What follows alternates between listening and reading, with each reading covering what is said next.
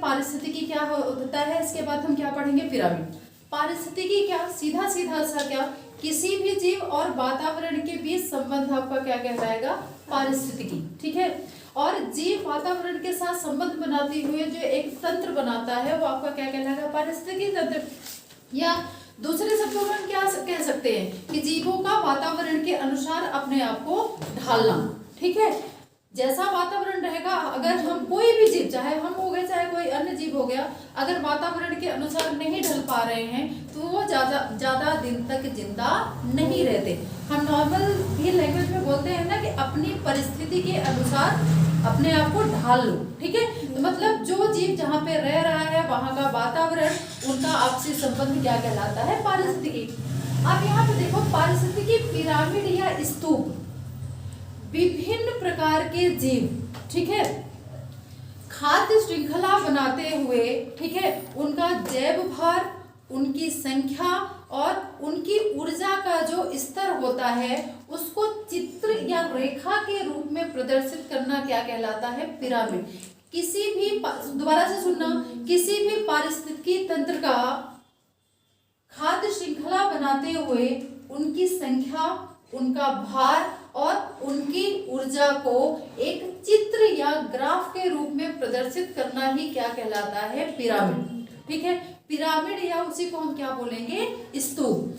ये जो पिरामिड होता है, कितने प्रकार, पिरामिड तो ऐसे भी सुने होंगे ना, उधर वो क्या बोलते हैं, कौन सा पिरामिड है, चलो मैं भूल गई, लोग देखने भी जाते हैं उसको।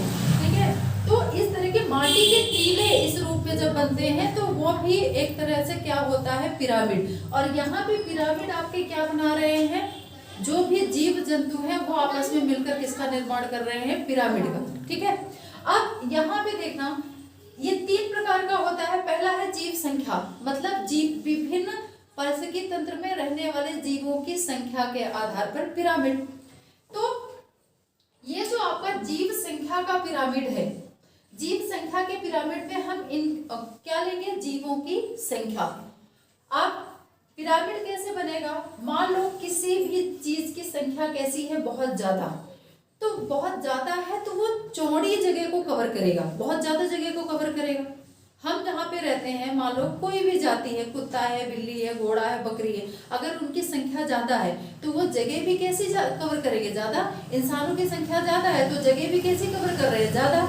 जानवरों की संख्या इंसानों से कम है तो वो कहाँ तक सीमित है, जंगलों तक सीमित है। लेकिन इंसानों की संख्या ज्यादा है तो वो पूरी धरती को कवर किए हुए हैं। धरती के हिसाब, अगर हम वृक्षों की बात करें तो वृक्षों की संख्या इंसानों से भी कैसी है, ज्यादा। ठीक है, तो इस पानी की संख्या कैसी है, हम सबसे ज्यादा। तो मतलब जिसकी संख्या ज्यादा होगी वो ज्यादा जगह को कवर करेगा। ठीक है, तो संख्या के आधार पर पिरामिड पे देखो, अब यहाँ पे अगर हम किसका लेंगे, घास की संख्या के आधार पर पिरामिड। तो अगर हम यहाँ पे घास का पारिस्थितिकी तंत्र लेंगे, घास का मैदान, इसका पिरामिड, घास के मैदान का पिरामिड, यहाँ पे मैदान का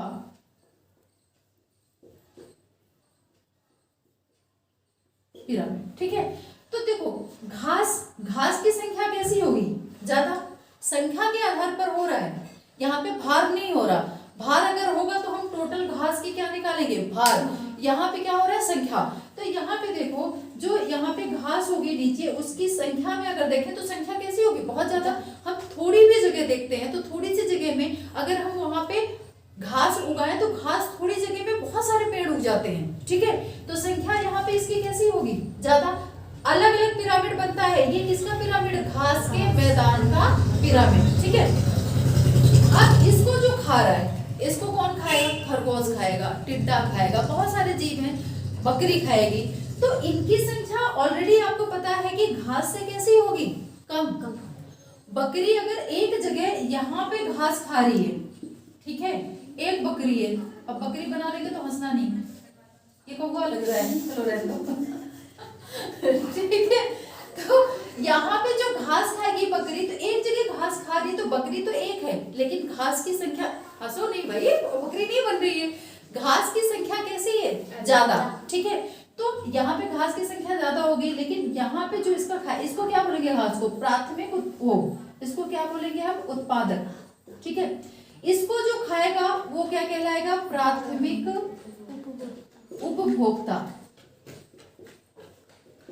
ठीक है, यहाँ पे हम लिख सकते हैं, अगर चित्र नहीं बना रहे हैं तो शाकाहारी जीव। ठीक है, तो इनकी संख्या किससे कम होगी, घास से। ठीक है, फिर जो शाकाहारी जीवों को खाएगा, शाकाहारी को कौन खाएगा, मांसाहारी। तो मांसाहारी जीवों की संख्या क्या होती है, यहाँ पे क्या आएगा, मांसाहारी। ठीक है, तो मांसाहारियों की संख्या कैसी होगी, इनसे ज्यादा। ठीक है, फिर सबसे लास्ट में आपका क्या आएगा, जैसे ये प्राथमिक उपभोक्ता हो गया, इसको हम क्या बोलेंगे, द्वितीयक उपभोक्ता। और यहाँ पे जो सर्वाहारी होगा, ठीक है, यहाँ पे हम क्या लिखेंगे, सर्वाहारी। ठीक है, तो सर्वाहारी की संख्या कैसी होगी, मांसाहारियों से कम। जैसे सर्वाहारी, हम गिद्ध की बात करते हैं। ठीक है, तो गिद्ध की संख्या आजकल वैसे ही देख रहे हो कि गिद्ध की संख्या, गिद्ध किस में आ गया है, किस में आ गया गिद्ध, विलुप्त प्राय प्राणी में आ गया है। ठीक है, तो जो गिद्ध है, गिद्ध की संख्या इनसे भी कैसी होगी, कम। तो संख्या के आधार पर यहाँ पे हम क्या लिखेंगे, सर्वाहारी, या इसको हम क्या बोलते हैं, तृतीय उपभोक्ता। ठीक है, तब ये याद रखना, जो आपका संख्या का पिरामिड होगा वो किसके आधार पर बनेगा, संख्या के आधार पर। ठीक है, अगर उत्पादक की संख्या ज्यादा होगी, जाहिर सी बात है, उत्पादक कौन सा होता है, पेड़ पौधे होते हैं जो अपना भोजन स्वयं बनाते हैं, उनकी संख्या ज्यादा होगी, तो जो इसका भाग होगा वो कैसा होगा, चौड़ा।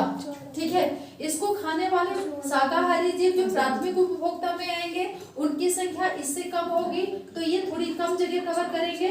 तो घास से कैसी जगह होगी इनकी, कम। इनको जो खाएंगे द्वितीय उपभोक्ता, उनकी संख्या इससे भी कम होगी, तो ये इससे भी कम जगह कवर करेगा। ठीक है, तो ये किसमें आ गए, द्वितीय उपभोक्ता में। और सबसे ऊपर जो है, जो सब कुछ खा सकता है, सर्वाहारी, उनकी संख्या इस सबसे कम होगी, तो वो किसमें आता है, तृतीय उपभोक्ता में, और सबसे कम जगह कवर करेगा। तो जो पिरामिड बनेगा नीचे से चौड़ा बनेगा, और जैसे जैसे ऊपर जाता जाएगा वैसे वैसे ये कैसा होता जाएगा, सकरा होता जाएगा, और एक स्तूप का निर्माण कर लेगा। ठीक है, अब इसी तरह अब ये हर जगह का इस तरह का पिरामिड नहीं बनता। अब यहाँ पे देखो, घास के मैदान का पिरामिड हो गया। अब यहाँ पे अगर हम देखते हैं तो ये होगा आपके वृक्ष का पिरामिड। अब वृक्ष का पिरामिड हमेशा उल्टा बनता है, संख्या देख रहे हैं। ठीक है, अब अगर हम यहाँ पे किसी वृक्ष, हम यहाँ पे घास की बात नहीं कर रहे हैं, हम किसकी बात कर रहे हैं, पेड़ की या वृक्ष की या ट्री की। ठीक है, तो देखो संख्या की बात हो रही है, तो यहाँ पे अगर हम किसी पेड़ की बात करेंगे, समझते चलना,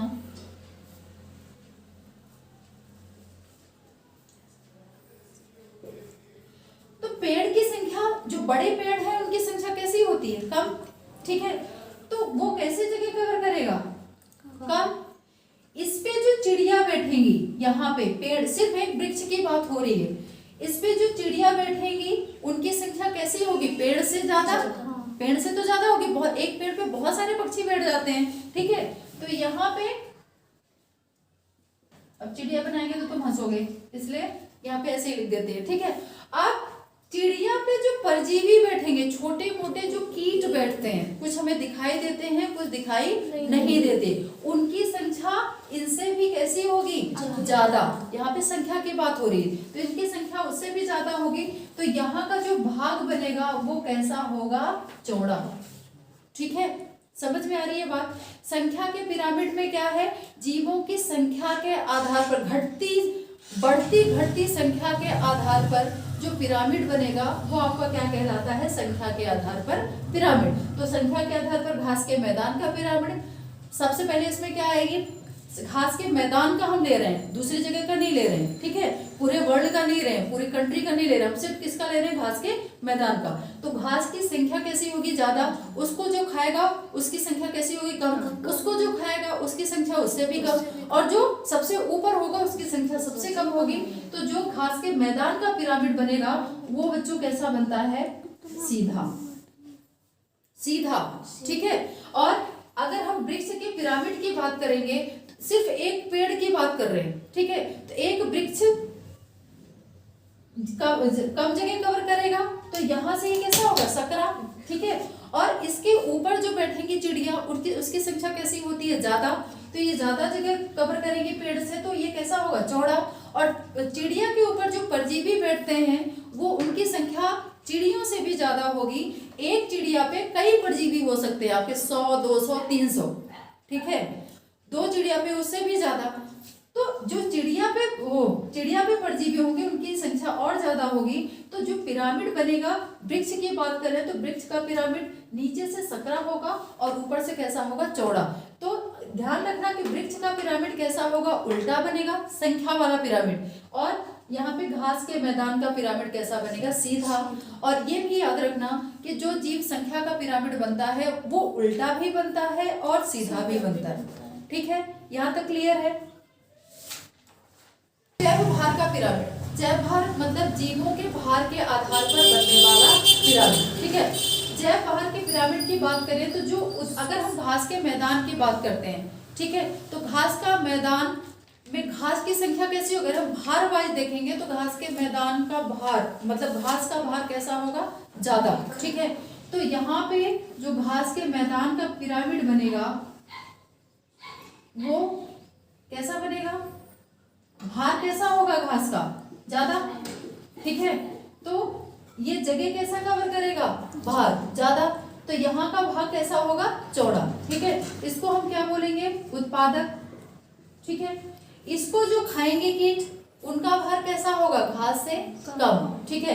तो यहाँ पे आपका क्या बनेगा, ये कौन सा होगा आपका, प्राथमिक, जैसे आपने उसमें संख्या में किया था, प्राथमिक उपभोक्ता, ठीक है। अब इसमें पारिस्थितिकी तंत्र में ये चीज याद रखना, प्राथमिक जो खाते हैं घास क्या कहलाएगी, उत्पादक हमेशा रहेगी। और जो इसको खाना शुरू करेंगे तो जो इसको पहली बार खाएगा उसको हम क्या बोलेंगे, प्राथमिक उपभोक्ता। जो इनको खाएंगे उनको द्वितीयक उपभोक्ता, और जो तीसरे नंबर पे मतलब इन सबको खाते हैं वो क्या कहलाएंगे, तृतीयक उपभोक्ता, ठीक है। तो यहाँ पे जैसे टिड्डा है, खरगोश है, इनका भार कैसा होगा, घास से कम। यहाँ पे हम लिख सकते हैं जैसे आपका क्या हो गया, टिड्डा हो गया और खरगोश, इनको खाने वाला जैसे आपका क्या हो गया, सांप हो गया, और इसको खाने वाला आपका क्या हो गया, बाज, ठीक है। हम यहाँ पे एक एक की बात कर रहे हैं। अगर हम घास की बात करेंगे पूरे मैदान की तो इसका जो घास का भार होगा वो कैसा होगा, ज्यादा, ठीक है। उसी मैदान में कौन खा रहा है इनको, टिड्डा और खरगोश। संबंधी तो बता रहा है ना कि एक दूसरे से कैसे है संबंधित, ठीक है। तो ये इनको खा रहे तो टिड्डा और खरगोश का भार कैसा होगा, घास से कम। टिड्डे और खरगोश को कौन खा रहा है, सांप। खरगोश को तो नहीं खा पाएगा, पर हाँ जो बड़े सांप है वो खा जाते हैं, अजगर वगैरह तो खा ही जाते हैं, ठीक है। तो इनका भार कैसा होगा, सांप का भार इनसे भी कैसा होगा, कम। और फिर जो सांप को खाएगा बाज, उसका भार उनसे भी कैसा होगा, कम, ठीक है। तो ये आपका जो पिरामिड बनेगा वो कैसा बनेगा, घास के मैदान का जैव भार पिरामिड, ठीक है। तो घास के मैदान का हो गया, वन का हो गया, इन सब का जो पिरामिड बनता है वो कैसा बनता है, हमेशा सीधा। और यही अगर बात करें बेटा किसकी, तालाब की, तालाब का जैव भार पिरामिड, ठीक है। तो तालाब की बात करेंगे तो जो सबसे तलहटी में पाया जाता है वो क्या पाया जाता है, शैवाल पाए जाते हैं, प्लवक पाए जाते हैं, काइयां पाई जाती हैं, नीचे काई को ही तो शैवाल बोला जाता है। तो जो इनका भार होगा बेटा नीचे, शैवाल और कवक से कैसा होगा, ज्यादा, ठीक है। फिर जो इन कीड़ों को खाएंगे वो कौन खाता है बेटा, छोटी छोटी मछलियां, ठीक है।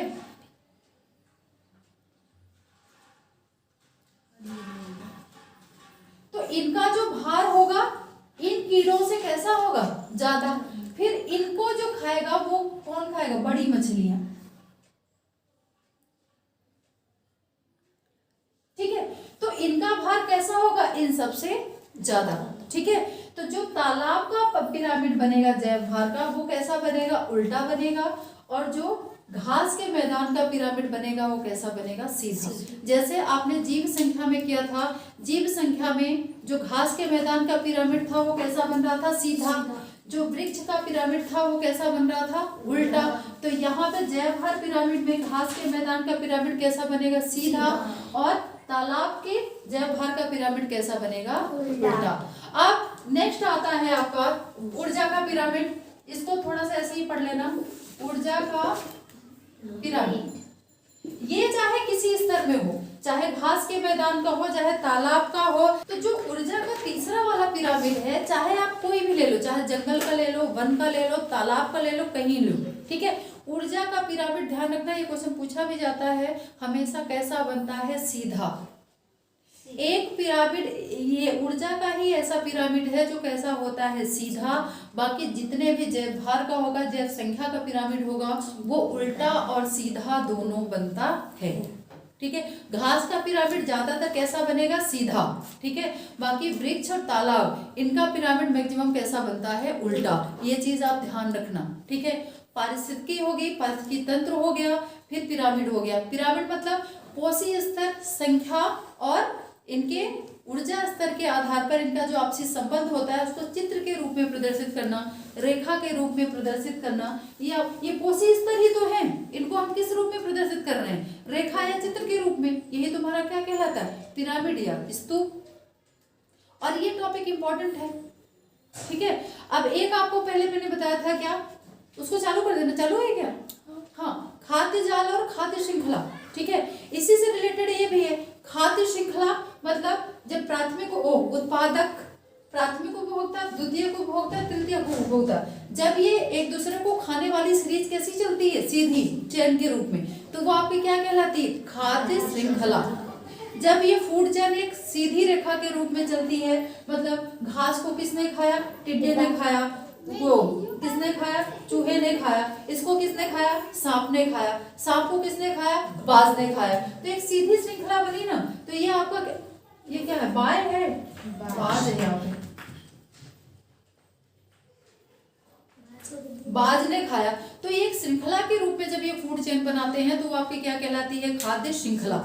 लेकिन खाद्य जाल, जब एक को बहुत सारे जीव खा रहे हैं, फिर उसको भी उससे रिलेटेड बहुत सारे जीव खा रहे हैं। ठीक है, जैसे घास को बकरी ने भी खाया, खरगोश ने भी खाया, टिड्डे ने भी खाया। ठीक है, अब चूहे ने भी खाया। ठीक है, अब इसको टिड्डे को कौन खा रहा है?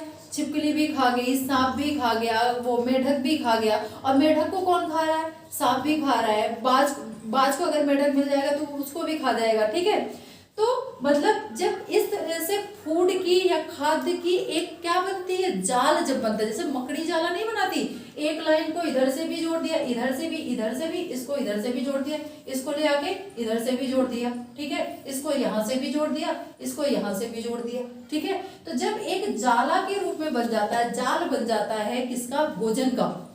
एक दूसरे को खा रहा है, दूसरा तीसरे को खा रहा है, तीसरा पहले को खा रहा है, पहला दूसरे को खा रहा है। ठीक है, दूसरा चौथे को खा रहा है, चौथा पांचवें को खा रहा है, पांचवा तीसरे को खा रहा है। ठीक है, तो इस तरह से जब जाल बनता है, जैसे यहाँ पे आपका क्या हो गया? यहाँ पे हमने क्या ले लिया? देखो, यहाँ पे हमने ले लिया घास, नहीं घास, घास ले लिया। घास को यहाँ पे आपका क्या खा रहा है? खरगोश भी खा रहा है। ठीक है, इसको कौन खा रहा है? टिड्डा भी खा रहा है। ठीक है, और कौन खा रहा है? चूहा भी घास खाता है। और कौन खाता है? बकरी भी खा रही है। चूहा भी तो नहीं खाता। बकरी भी खा रही है। ठीक है, चूहा तो कुछ नहीं छोड़ता। और तुमको एक चीज पता है, चूहा ये चीजों को क्यों कुतरता है? सारी चीजें खाते ही थोड़ी ना है, उसके दांत हमेशा बढ़ते रहते हैं। ये साइंटिफिक फैक्ट है। दांत हमेशा बढ़ते रहते हैं, तो अपने दांतों को नॉर्मल रखने के लिए वो हमेशा चीजों को कुतरता है, हमेशा ऐसा बोला जाता है। अब यहाँ पे देखो ये चीज बन गई। अब बकरी को कौन किसने खा लिया? शेर ने खा लिया। इसको और किसने खा लिया? लकड़बग्घे ने खा लिया। और इसको इंसान भी खा लेते हैं। ठीक है, हाँ? तो अब यहाँ पे खरगोश को किसने खा लिया? सांप ने खा लिया। ठीक है, और सांप के अलावा खरगोश को खाएगा? शेर भी खा सकता है। बाघ नहीं खाता, खरगोश तुमको मिल जाएगा, तुम भी खा लोगे, ठीक है। टिड्डी को किसने खा लिया? मेढक ने खा लिया, ठीक है। और किसने खा लिया? सांप ने खा लिया, जो छिपकली ने खा लिया, गिरगिट ने खा लिया, ठीक है।